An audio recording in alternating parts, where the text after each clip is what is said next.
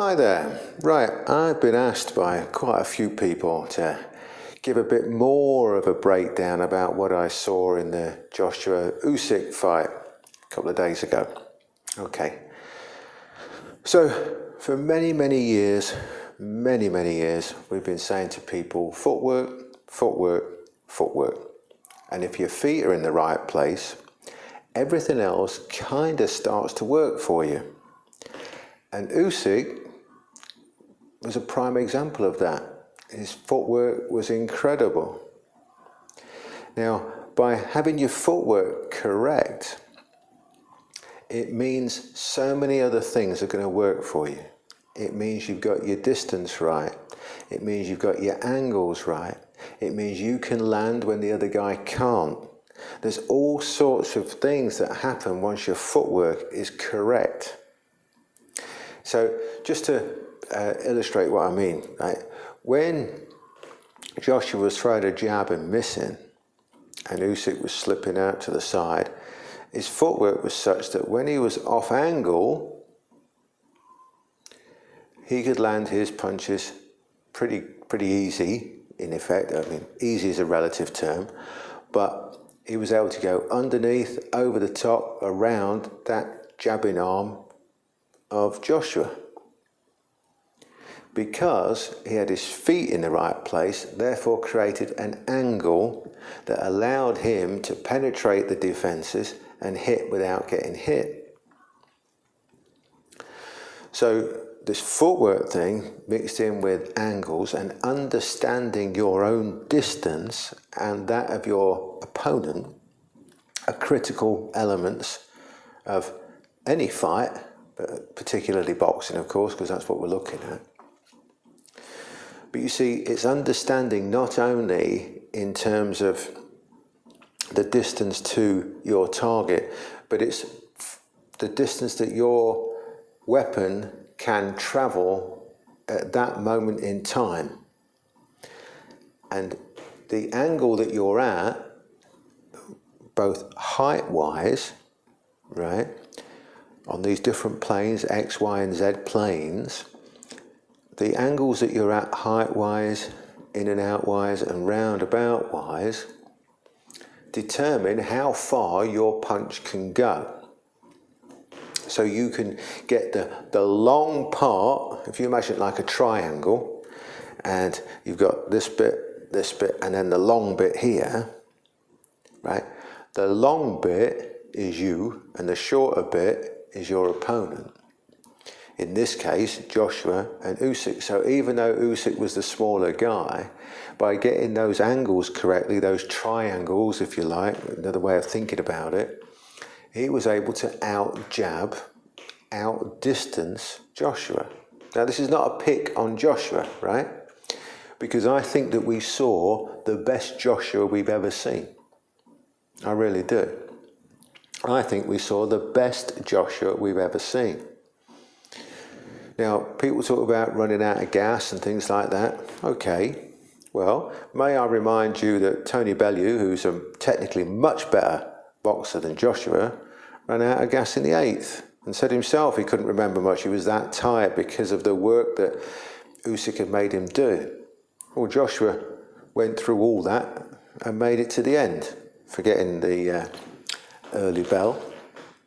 Okay, so there's that. So let me put it straight. Joshua did the best Joshua we've ever seen, I think. He fell short for many reasons. Usyk's just better. That's it. Now, there was talk before the fight, Usyk's too small, he hasn't got enough power, Joshua can just run him over. Tyson Fury said a month or two ago when he was in Vegas talking to Radio Raheem, he said that Joshua just walked straight through him, blast him out of there a couple of rounds. It's a nothing fight. So many people were saying that. And then after the fight, they're all coming out, well, Joshua wasn't that good. He's pretty useless. He's chinny. Is that? Hold on a minute. You know, stick with what you were saying before. Right? I said to you in my one before the fight, do not underestimate Usyk's power. He's got plenty of power. I explained to you about the weight and the height and how you had 10 pounds for an inch, blah, blah, blah. and that Usyk is not a small man. 220, I said he'd be coming about 220, he came in 221, so sorry, I was out. But 220 and 6'3" is not a small guy. And he showed the very first round. Joshua came out, took centre ring, and looked to impose himself, his size, his height and strength onto Usyk. Usyk let him take the centre, moved around a bit, and then caught him with a straight left. Sent his head snapping back after about 30 seconds. Now, when you're in your mind, you're thinking to yourself, I'm going to run this guy over, I'm much bigger, much stronger, more power, I've got a knockout punch, I don't think he has. And you come out and then you get hit. You get hit hard. It makes you think about running him over again, doesn't it? Then you move around a little bit, think, right, well, maybe, and wallop, he hits you again and again and again. And he kept that up for the first 3 rounds, and in the 3rd round, he really, really rattled Joshua. Now, if everything's to be believed, you know, he was then told to just calm it down, you're going in too hard, you plant your feet too much, you're going to blah, blah, blah. What I saw, what I think happened, is that Usyk won the first 3 by miles. The next 3, he took the foot off the gas when it comes to trying to hit Joshua hard, but didn't take the foot off the gas with feints, movement, and making Joshua throw loads of punches. Because up until that point, Usyk was throwing as many or more than Joshua. Now, anyone will tell you, once you start throwing and missing, it gets a lot more tiring. So, my own opinion, and it's just opinion, it could be totally wrong. My own opinion, the next 3 rounds was Usyk using his ring IQ, making sure that Joshua got more and more tired. And then once he felt that he was tired enough, he could then step it up himself, fight at a pace that Joshua was not going to be able to keep up with, and just ran away with it from there. I personally had it 9 rounds to 3. And 4, 5 and 6 I gave to Joshua. 4 was a bit like that. But any round that I wasn't sure of, I gave to Joshua. Now that UK judge, right, that Howard, whatever his name is, he needs glasses, retraining, or never to be allowed a championship fight ever again. Yes, he did give the right decision, if you like, but 2 rounds in it, come on. You're telling me that if Joshua had won that final round, it would have been a draw? Absolute codswallop. That guy needs to be thrown out. Simple as that. So back to the running over thing. You can't run somebody over if they don't let you. Every time Joshua tried to do anything, he got hit, and he got hit hard. Usyk proved he's got power. Right? You can go on about Joshua being chinny and all this sort of stuff. He's been rattled a few times. Apart from the Ruiz one, when he got rattled, he came back and smashed him. He didn't come back against Usyk and do it, because Usyk was too good with his footwork, angles, placement of punches, variety of punches, variety of everything.